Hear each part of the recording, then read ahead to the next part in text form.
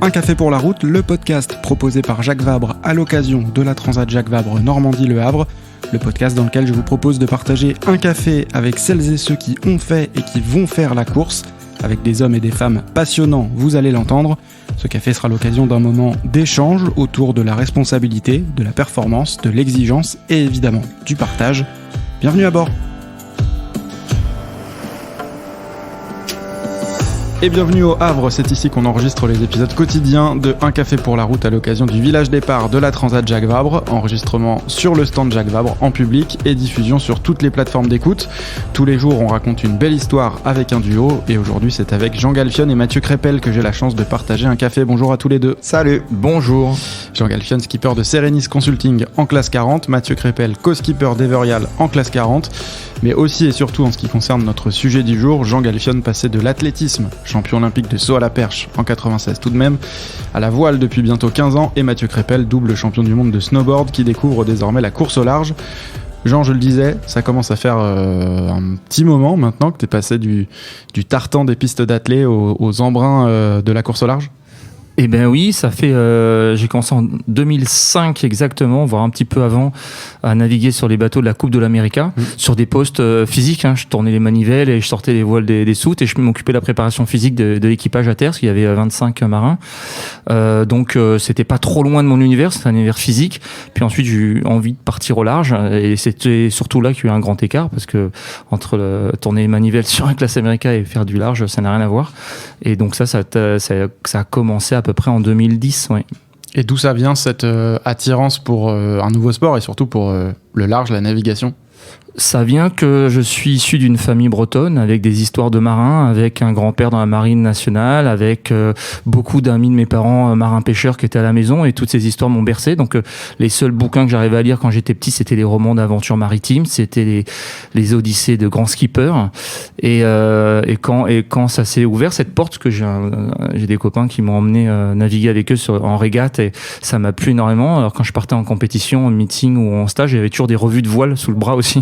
J'avais l'impression de savoir naviguer, en fait je connaissais rien, et ça a commencé comme ça, vraiment parce que c'était une volonté de naviguer. Ensuite j'avais pas du tout de plan de carrière, je savais pas du tout ce que j'allais faire sur l'eau, mais j'avais envie de naviguer. Mais c'est carrément une deuxième carrière de sportif de haut niveau que tu as finalement entamée progressivement. Ça on prend goût dès qu'on commence à faire de la régate et qu'on touche surtout à la technologie du bateau, à la mise au point, à l'évolution. Enfin, moi, ça m'a passionné. Et puis, en fait, on n'est jamais rassasié parce que ça va jamais assez vite. On n'est jamais assez... moi, je suis jamais satisfait vraiment de ce que j'ai fait. Puis surtout, j'ai jamais rien gagné. Donc, je me dis, je peux encore mieux faire. Mathieu, toi, pour le coup, tu découvres en ce moment la course au large. Ça va être ta première participation à une grande course au large, même si je précise que tu es aussi surfeur et que tu as fait pas mal d'expéditions. Donc tout ça, tu connais à la fois la mer et l'aventure. Tu vas combiner tout ça à partir de dimanche avec Stan Turé sur ton classe 40. Ouais, exactement. Alors c'est vraiment une découverte pour moi. Après, comme tu dis, c'est vrai que l'eau, c'est l'élément dans lequel je me sens le mieux, que ce soit solide ou liquide. Mais au niveau de l'océan, je suis plutôt un côtier. Je suis plutôt dans les vagues au bord. Là, ça va être autre chose, de ne plus voir les côtes, d'être sur son petit bateau, et puis d'essayer de mettre un peu de sens aussi derrière la course au large. C'est qu'il y a de la performance, évidemment. On est compétiteur, Jean aussi. Je pense que quand on a fait du sport de haut niveau, quel que soit le sport, quand on évolue sur un autre domaine, on a envie, alors peut-être pas forcément d'aller gagner à tout prix, mais en tout cas de donner le meilleur de soi-même. Et aussi de mettre du sens derrière ce qu'on va faire, et de pas uniquement mettre la performance au premier plan. Donc tu découvres plein de choses en ce moment, mais quand tu entends le parcours de Jean qui a commencé comme ça en découvrant sans savoir exactement où ça allait le mener, est-ce que tu dis que ça pourrait t'inspirer ? Est-ce que toi aussi on peut t'imaginer faire une deuxième carrière en mer ?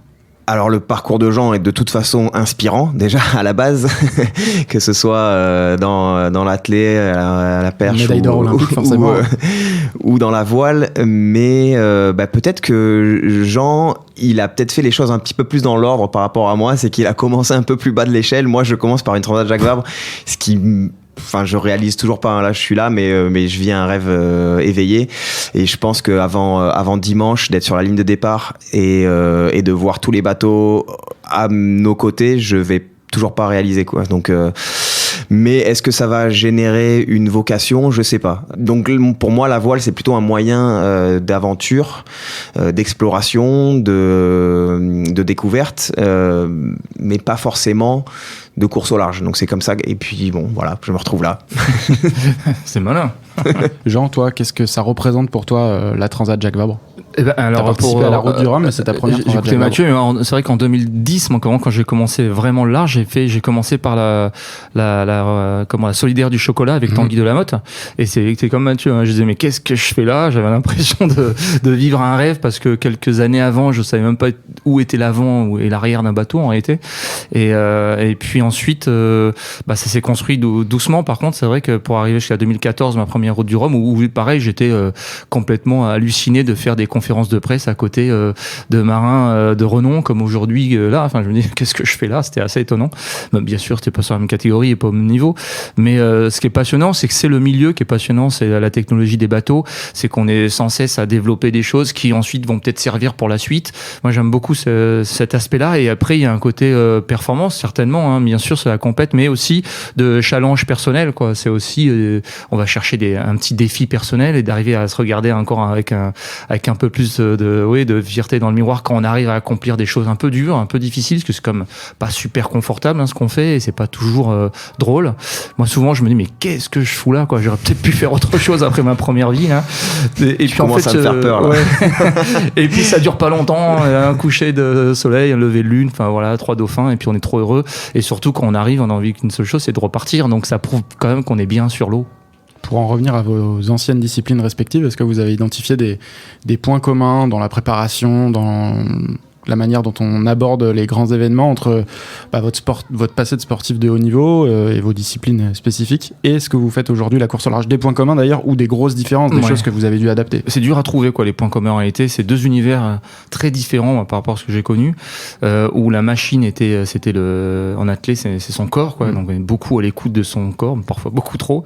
Et là c'est les bateaux, quoi. Donc du coup, il faut aussi faire attention à soi. Mais moi, je sais que je me suis un peu transformé physiquement, même sur c'est pas les mêmes efforts. Non, après, si on va trouver des points communs, c'est surtout sur le fait de monter un projet sur du long terme, on va dire. En tout cas, c'est une construction qui doit être réfléchie. Chef d'entreprise presque.